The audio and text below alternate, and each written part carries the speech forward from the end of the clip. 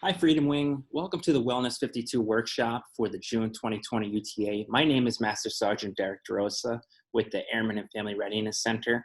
For those of you joining us again, thank you very much. Welcome back. And for the newcomers, it's nice to have you here. And hopefully you guys will find some of this information useful that we talk about today. Just to give you a little background information on Wellness 52, it's a program we created here at the Airman and Family Readiness Center to really focus on the lives of our airmen. We want to inform, engage, and inspire airmen in the 514th to live a healthy lifestyle, to improve their quality of life. We feel that this will increase the resiliency of the wing and improve mission readiness. Of course, this also, everything we talk about during these seminars translates to your civilian lives as well. And feel free to share this information with your family, friends, and loved ones. Wellness is not something you do just once a month or every UTA. It's a 52-week commitment. It's a total lifestyle change. And if you're with us previously, you know we talked about spiritual health and mental well-being. Well, today we're going to talk about employment strategies and tools. It comes at an opportune time given the situation we're in with COVID-19. Unemployment, as you know, is at record levels, the most unemployed since the Great Depression. You probably know someone who is unemployed or furloughed. Hopefully you don't, but if you do, feel free to share some of this information that you learned today. Oh, and before we begin, big shout out to our healthcare heroes out there. Thank you very much for what you do. Just a quick disclaimer here.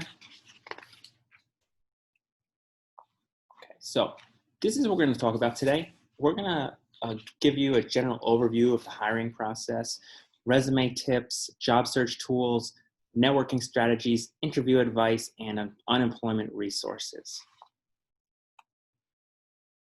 Give you a general overview of the hiring process. This is how it typically works at your average company. A hiring manager has an open position on his or her team.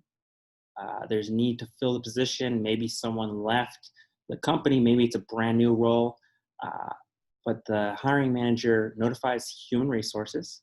Human resources, typically a recruiter will write up a job description with input from the hiring manager on their needs, and then the job will go out to a variety of job boards, at which point candidates submit applications, contact information, experience, resume, cover letter, and what happens is all of these applicants go into a database called an applicant tracking system.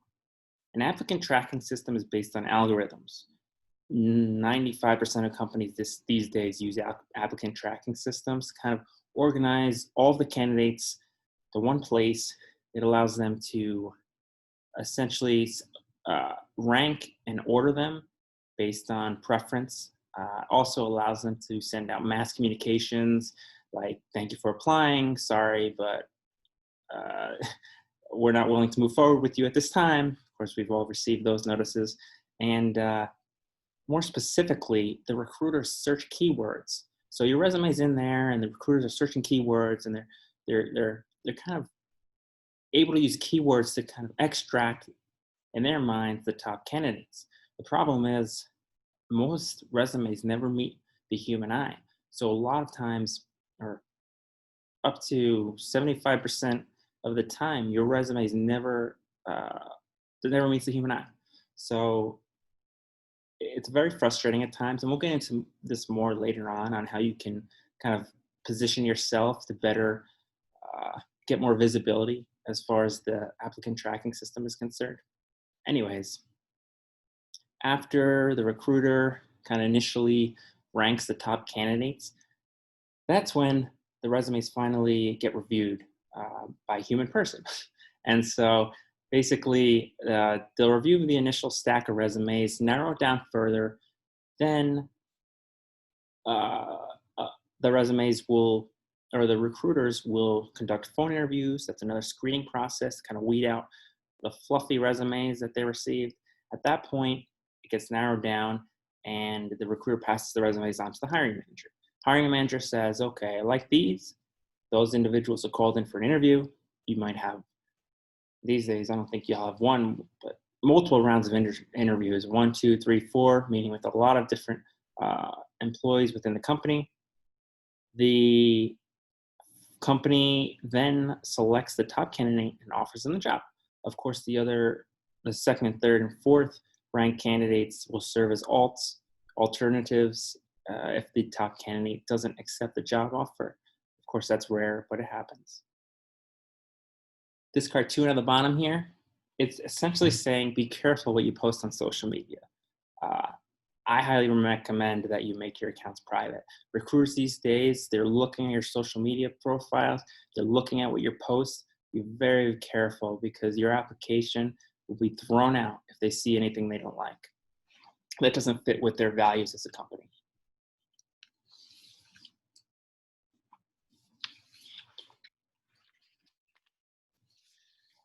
Continuing here with the hiring process, the bottom line is that referrals make a huge difference.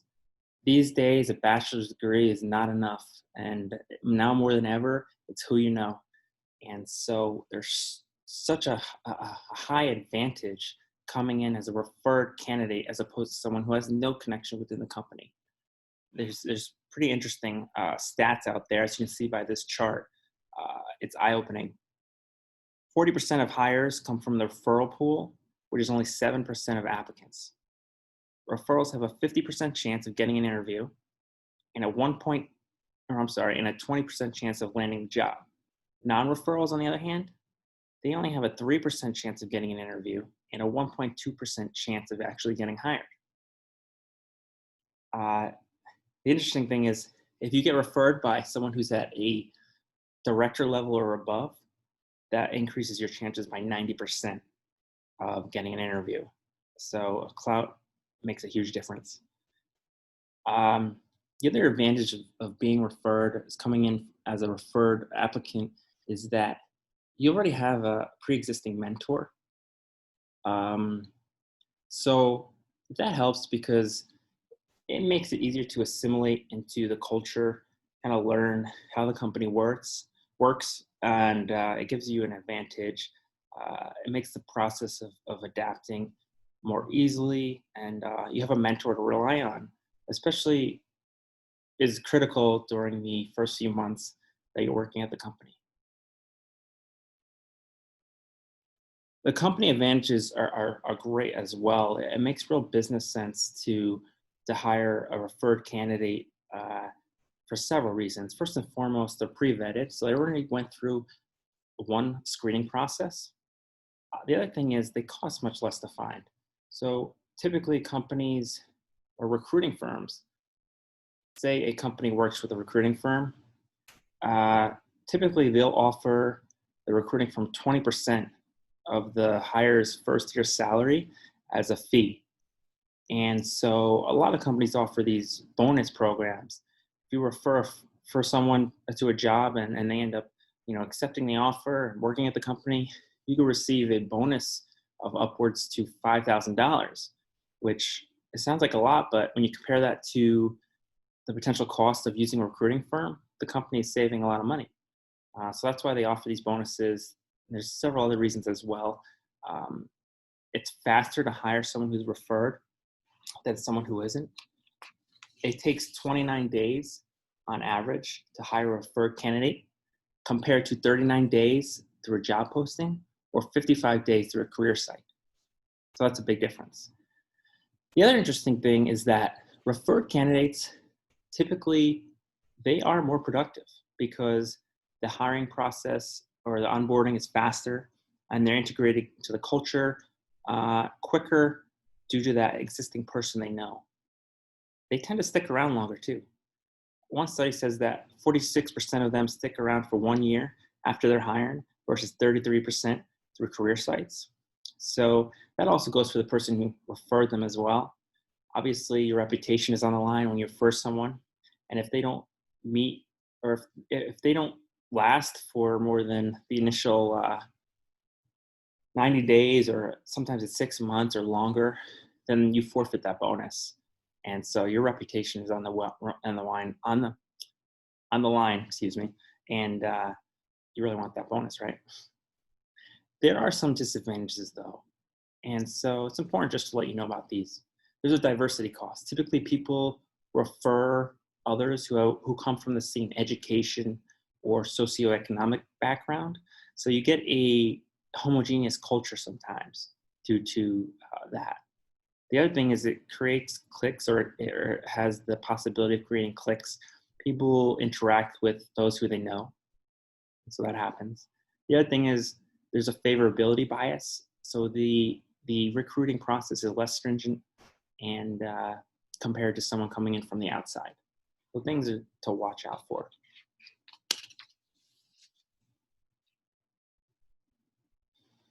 Moving on to resume tips.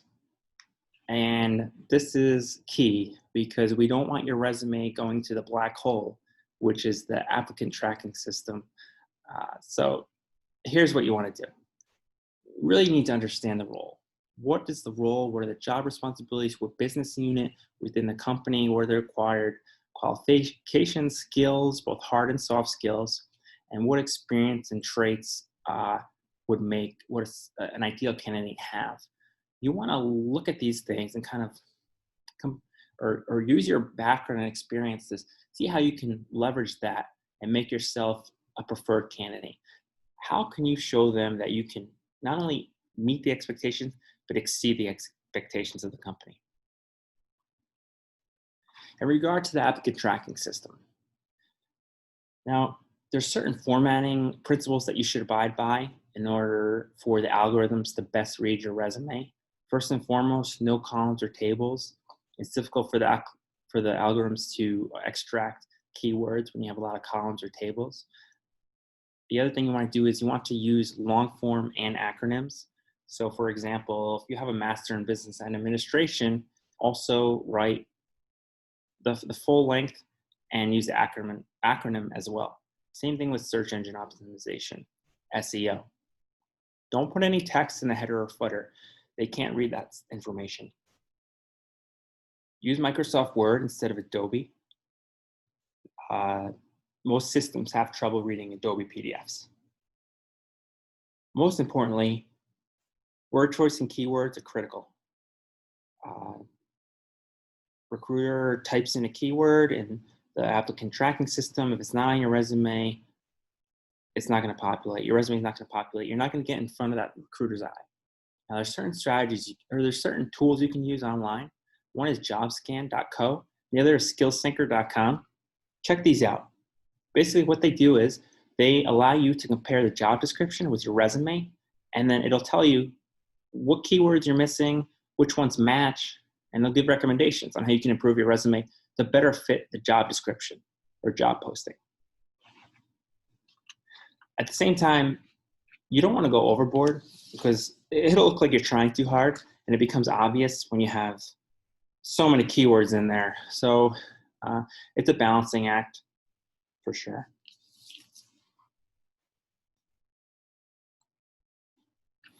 Resume tips, continued.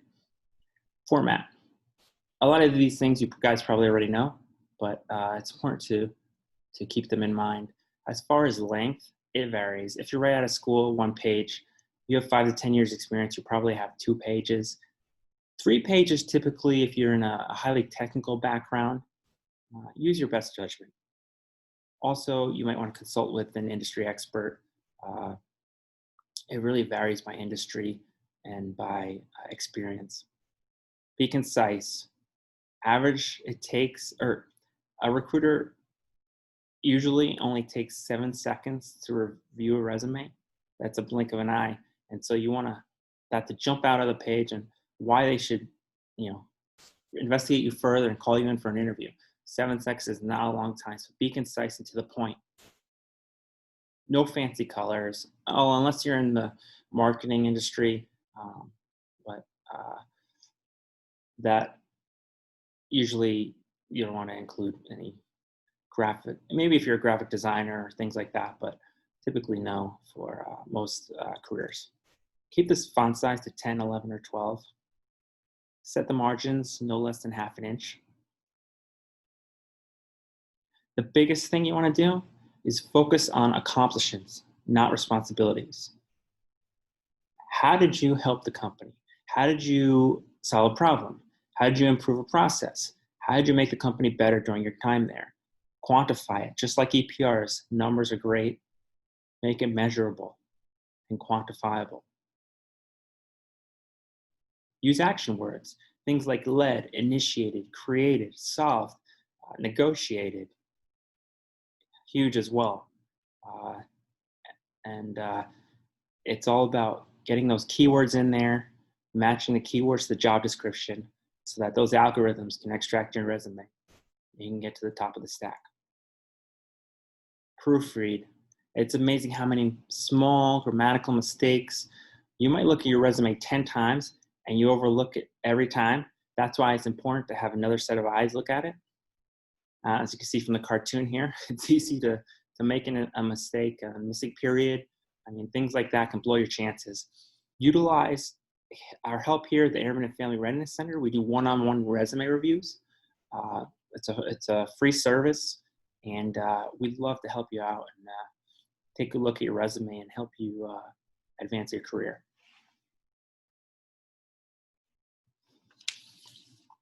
The other thing I would recommend actually is to keep an accomplishments journal.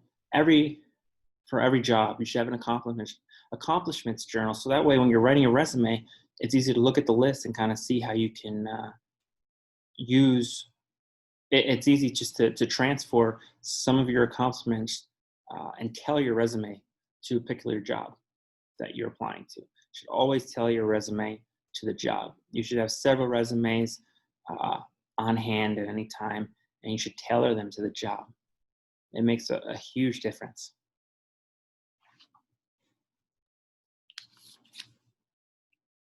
Okay, so here's an example of a bad resume and a great resume. And I think you can see who the individual is there. So on the left side, we have generic statements, responsibilities. On the right side, we have a much more revamped and improved and eye-catching, measurable and quantifiable results that focuses on his achievements and not just his responsibilities. So, responsible for throwing a ball into a net and preventing other people from doing the same, versus averaged 30.1 points per game in 1,072 regular season games and achieved the most scoring titles in NBA history. Big difference, right? Collaborated with colleagues to chase a ball by running up and down the basketball court, versus played 13 seasons for the Chicago Bulls, leading the team to 6 NBA championships. Proven team player with excellent work ethic and highly diverse skill set. Or first person to lead the league in scoring and steals, averaging 35 points per game and 3.16 steals per game. Excellent time management skills and strong ability to work well under pressure, or shot 9 of 18 in the playoffs on game-tying or go-ahead shots in the final 24 seconds. It's incredible the difference that makes.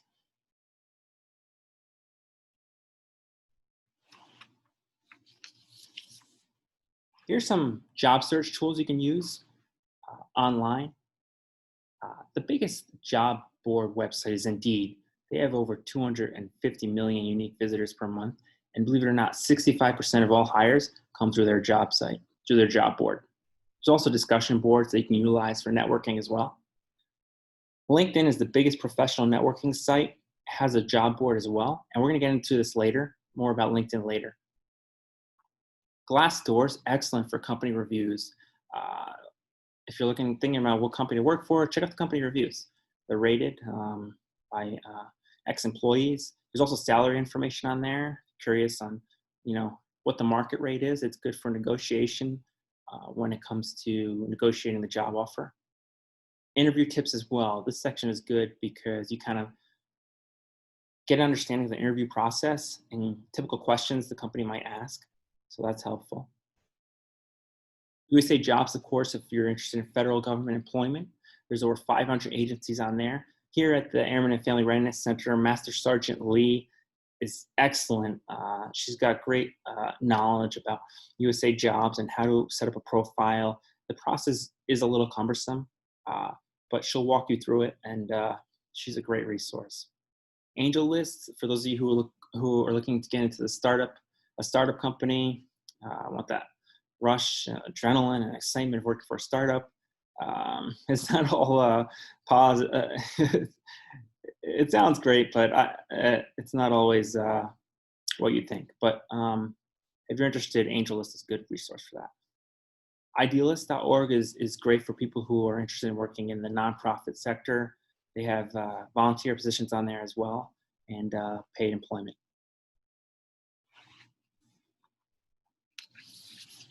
There's also, of course, many specific job boards based on your industry.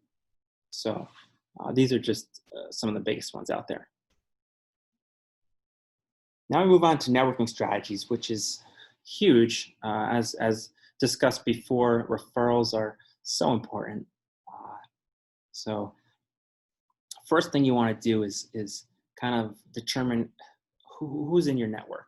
That can include family, friends, colleagues, social clubs, teachers, alumni, pickup soccer players. All of these people are potential networking targets. Kind of important to determine who works in your industry or your career, or you have an interest in a particular field. It's good to make connections and build relationships. It's all about building a relationship. So keep in touch, keep in contact. Don't bombard them, but say hello and stay in touch. And it's good to have really quality connections, quality over quantity. At the same time, it's important to know what you want, like what kind of role, what industry, what career, or what kind of company you want to work for. It's kind of a waste of the person's time and your time if you don't know exactly what you want. It's really hard for them to help you if you don't know what you're looking for. But it is understandable if you don't, and that's why informational interviews and shadowing is are great tools to use. It's more informal. You kind of gain insight and advice on an individual's career path and kind of what the job entails, and shadowing as well. People love talking about themselves and what they do for the most part. So generally, they're happy to kind of walk you through that and share their own careers.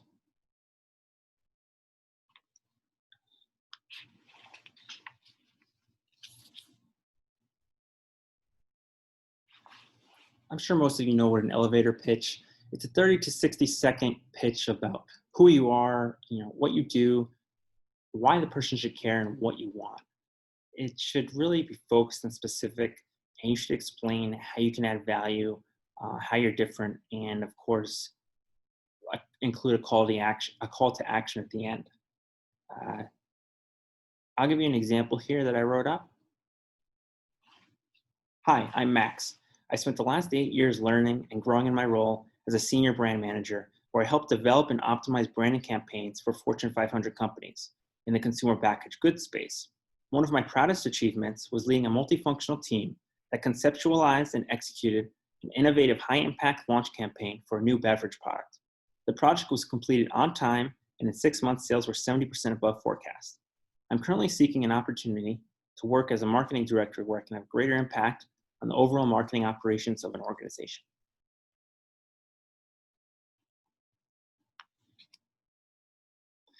Now, when networking, it's important to respect the process. Don't be too direct or demanding. Don't say, hey, you work in finance. Do you have any jobs? Any job openings? That's not polite, and it's not the right way to go about it. Instead, you just say, I'm interested in getting into the finance sector. Do you have any advice? Things like that. Seek a win-win. It's a two-way street. What can you offer the person besides, asking for something? Think about offering something in return. It doesn't have to be right now, maybe down the road, but think of it as a mutually beneficial relationship. Thank them. Very important. Always thank them for their time.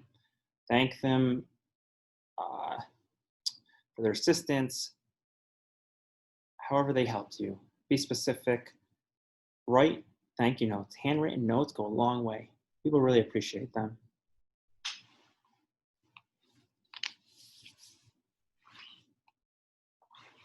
Networking strategies continue.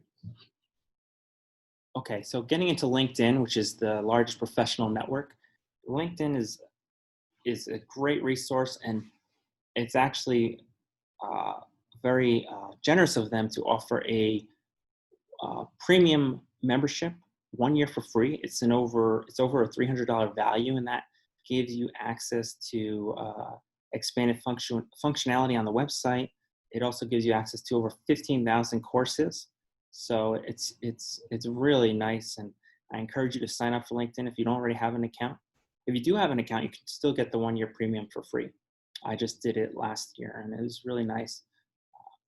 The other thing which we're really excited about is that we created a 514th Air Mobility Wing group on LinkedIn. All you have to do is search for it. It's an exclusive group just for the 514th.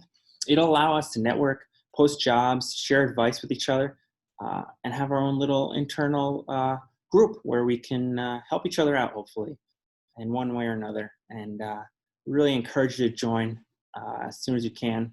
If you need any assistance in the process, feel free to reach out to me. My contact information will be at the end of the presentation. Some tips for putting together your profile. This isn't Facebook or Tinder. Make sure you put an appropriate picture up, put in the time. Make sure you do a complete profile. It makes a big difference if you show effort into the process. Write a catchy headline. Be creative. Many people on there just have their job title and where they work, but you kind of want to be different. Show your creativity, show how you add value, show what you bring to the table. Because recruiters are searching on LinkedIn all the time, and they use keyword searchers as well, just like when you're applying to a job, a regular job through a portal. They're searching LinkedIn. So for example, instead of saying software engineer at NYU Langone, you can say something like software engineer, healthcare sector, applying data science to reduce hospital readmission rates. That'll grab more heads than just saying software engineer and the company you work for.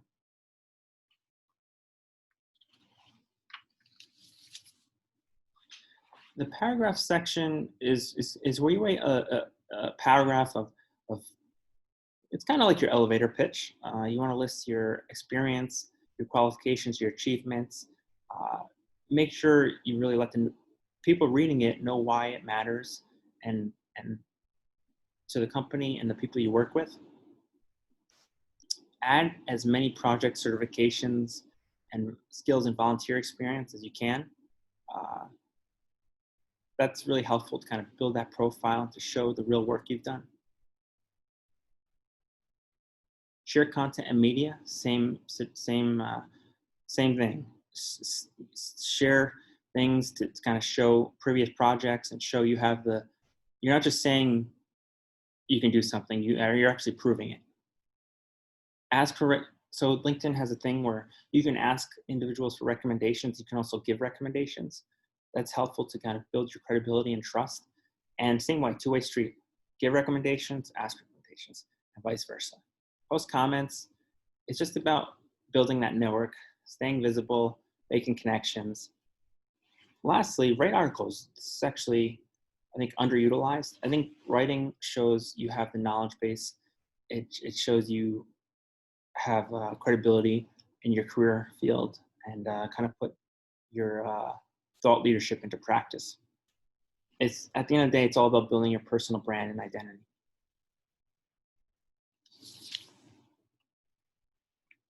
Now we move into interview advice, the preparation phase. Research is everything.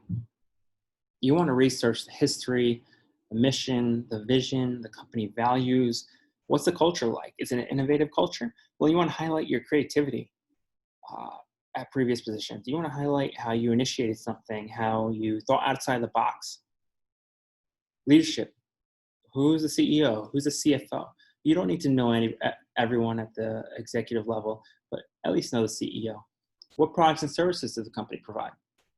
Supply chain, industry, competitors. How is the company positioned in the industry and with its competition?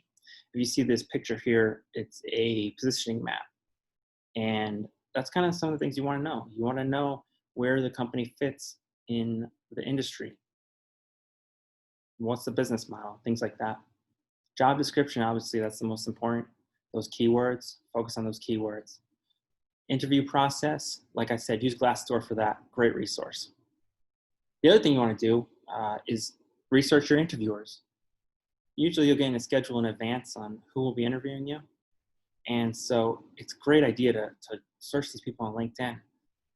For example, I had an interview last year, and one of the individuals interviewing me went to the same college, which was rare because I went to a small school in Rhode Island. So that was something we had in common right away. And there's other things too that you could have in common, like previous employers, volunteer experience, things like that. It's really helpful. It builds rapport, and it just builds. It's good. It makes you feel more comfortable because you relate to someone. The most important thing to do is to understand your unique selling point. Focus on your strengths. That's what makes you unique. That makes you different. That's what you bring to the table. How can you help the company solve its problems? How did you help companies solve their problems in the past with previous positions and roles? How did you improve something? How did you solve problems? Like I said, it's all about showing how you add value. But be specific and focused. Ask quality questions. Don't ask anything you can find online. Quality questions like, what's the hiring manager's expectations for a new hire within the first 90 days? Short, medium, long-term goals, current challenges, things like that. Of course, prepare for the dreaded behavioral interview questions. These are frustrating, but they're actually pretty simple. They really come down to several categories. What you should do is you should write up 2 or 3 examples for each category. Now, the questions may be different, but you can slide your answers into one of the categories usually. They might be worded differently, but typically they come down to several different things like teamwork, leadership examples, conflict examples, problem solving, failure, pressure, time management. That's where that accomplishment journal comes into play. And you can keep that accomplishment journal handy. That'll help you when you're writing for situations given these topics here. Use the STAR method. What was the situation? What was your responsibility? What action did you take? And what did it result in? Keep your answer for under 2 minutes. I actually wrote up an example here that I'll share with you. In my role as portfolio associate at Deutsche Bank, we received several client complaints about an overweight allocation of cash in their investment portfolios. The first action I took was to compare the asset allocations to our investment model, and I realized that the cash allocation was overweight by 4% compared to the model target due to an underexposure of 3% to municipal bonds. I determined that the municipal bond exposure was off due to several bond maturities in recent weeks. After consulting with the fixed income trading desk, I realized that there was a disconnect in communication because they were not aware that the bonds had matured. As a result, I devised a solution to provide the fixed income desk with a monthly report of upcoming bond maturities for them to anticipate and reinvest the proceeds in a more timely fashion. The procedure was implemented across 130 client accounts, which were subsequently rebalanced and back in line with the model targets. This alleviated all the client complaints. My effort was praised and recognized by our chief investment officer.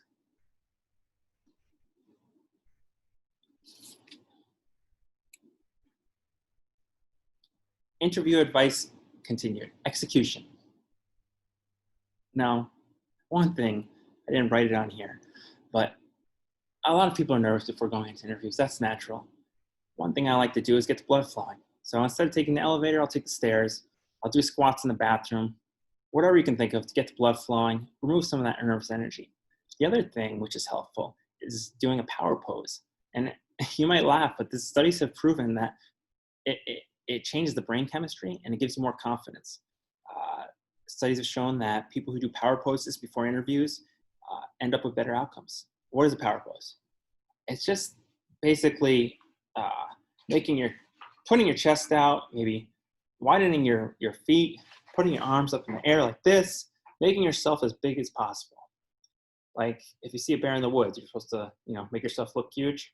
Same kind of process. Luckily, it's just an interview. You're not going to get attacked by a bear. So once you do that, hopefully it'll help. But anyways, moving on. Body language. We're all in the military. This should be second nature. Stand when the interview enters the room. It's obviously professional to do that. Firm handshake, maintain eye control or eye contact. Watch nonverbal cues, your own. You're fidgeting, I'll do it. Eye contact, like I said. Watch the nonverbal cues of your interviewer. Do they have a perplexed look on their face? Maybe you should do some more explaining to that answer. Typically, you'll start off with the question, tell me about yourself. And some people don't know what to say. Simple, it's your elevator pitch. Keep it short, brief, and to the point. Who you are, where you came from, what you do, where you're going. It's important to relax. Show your warmth, smile, laugh. It's okay. They want someone who's human. They want someone who's gonna fit with their culture. They want someone they want someone who they're gonna work with every day and really enjoy their company. It really comes down to three things. Can you do the job? Will you love the job? And are you a good fit? The most qualified person doesn't always get the job. I created an acronym to kind of help you. It's called PACE. And these are things that you want to portray in the interview process. Purpose, show drive, ambition, strong work ethic, a high need for achievement. Attitude, be respectful, positive, and confident. Don't talk poorly about former colleagues or bosses. Not good. Courtesy, greet the front desk just as you would the interviewer. Treat everyone the same. You're being monitored from the time you respond to the first email from the recruiter to the phone screening. Every step of the way, you're being monitored. Be polite. Send thank you notes to everyone. Send thank you notes to the recruiter. Send thank you note to the interviewer. Soon, too. Don't wait a day or two. Do it very quickly. It makes a big difference. Enthusiasm. Demonstrate why you don't want to work in the industry that you want to work in and why you want to specifically work for that company in that role. This is when all that research about the company comes into play. If you can rattle off facts about the company and the products and then the company and the vision and direction it's going, it makes such a dramatic difference. Practice, practice, practice. Practice with your friends, family. Videotape yourself. Play it back.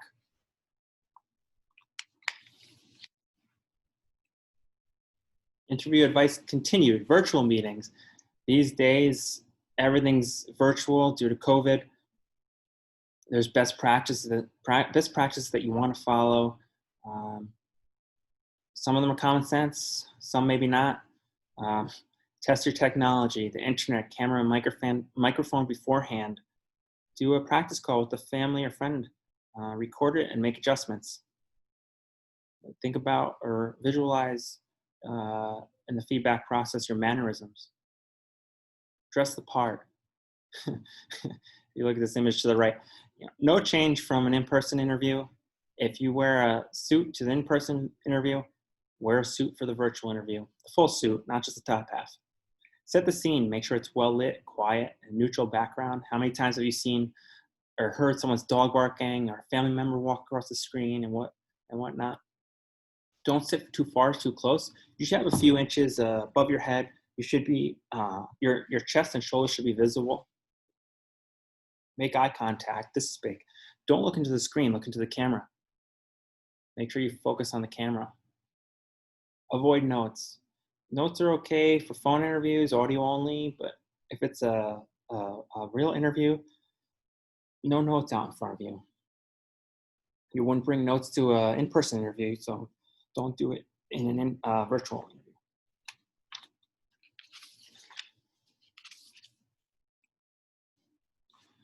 Okay. Unemployment resources. Uh, Tough time we're living in. It's really tough. The chart here is just staggering. If you're not sure, uh, visit careeronestop.org. That'll help you kind of find out where you need to file. Typically, you'll file with your state's Department of Labor on the unemployment division. That website there will help you check your eligibility and where to file. Each state is different as far as payout amounts and duration, benefit terms. Uh, Fortunately, Congress passed the CARES Act, which expanded coverage due to COVID and also increased the benefits. One thing is they're providing an extra $600 per month until July 31st on top of your state benefits. Unemployment resources continue. Now, these are good. These are sources to make extra income. Whether you're unemployed, whether you're underemployed, whether you're part-time, whether you're full-time and want a side hustle. These are some really cool resources that you can use to make extra bucks. If you have a talent like graphic design or web development, or you're a great writer, anything, photography, there's freelance gigs out there on Upwork.com, Fiverr.com, FlexJobs.com that you can go on there and do contract work, offer your services and gain income that way. Sell. If you're very creative and you make homemade items, Etsy's the place to be. You want to sell a bunch of used stuff? As we all know, eBay, it's been around forever. Shopify is a great platform if you want to sell, say, import goods at wholesale and sell them retail. Really intuitive and simple user interface. Take surveys, believe it or not. Spend a few minutes and make some bucks and get rewards doing surveys at swagbucks.com and surveyjunkie.com. You can teach English too. You don't even need a degree. Teachaway.com, VIPkid.com. You can earn $20 to $30 an hour, and you don't even have to do it for the full hour. You can do 20 minutes a day and earn money. Transcribe audio through scribe.com. And there's another one, transcribeme.com. Basically, you're listening to audio and you're transcribing it into written form. Chores, taskrabbit.com. Move furniture, paint a bedroom, things like that. Start a blog. It's very cheap to start a blog, and WordPress and Squarespace, you can make money off of ads and affiliate marketing. Deliver food through Instacart and DoorDash. There's a lot of opportunities out there. This is just a few of them.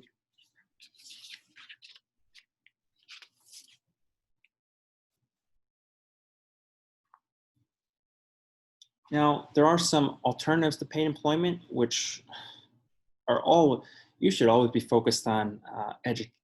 Education is a lifelong process. You don't stop when you graduate high school or college.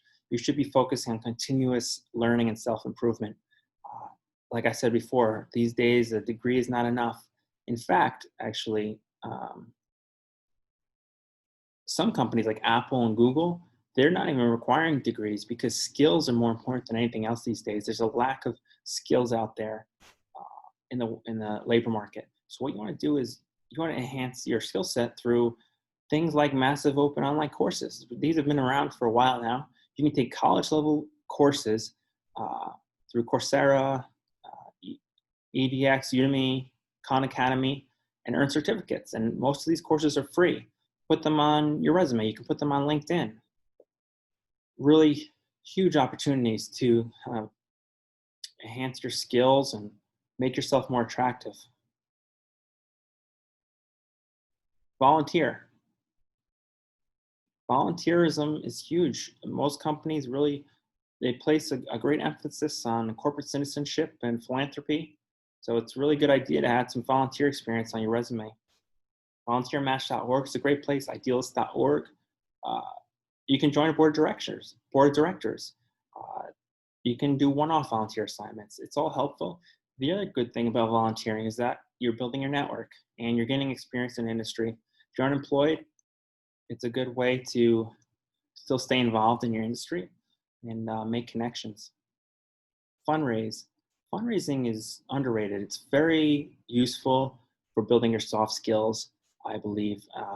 It requires organization, it requires leadership, uh, budgeting, marketing, negotiation, so many things. Actually, a few years ago, I uh, I wasn't able to get a summer internship, so instead I created a fundraiser for the Folds of Honor Foundation, which gives scholarships to the injured and fallen children of soldiers.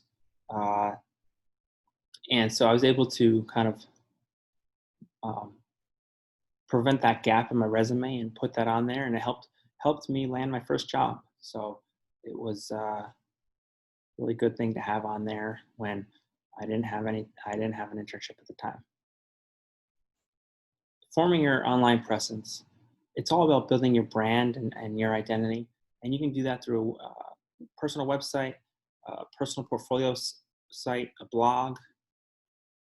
Show your knowledge and expertise.